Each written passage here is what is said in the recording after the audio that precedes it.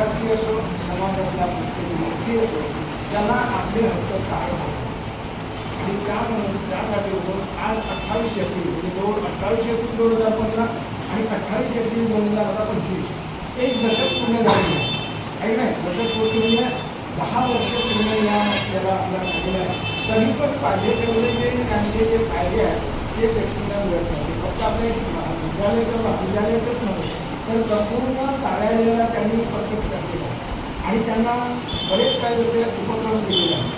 म्हणजे समूहामध्ये किंवा लोकांना सुद्धा याची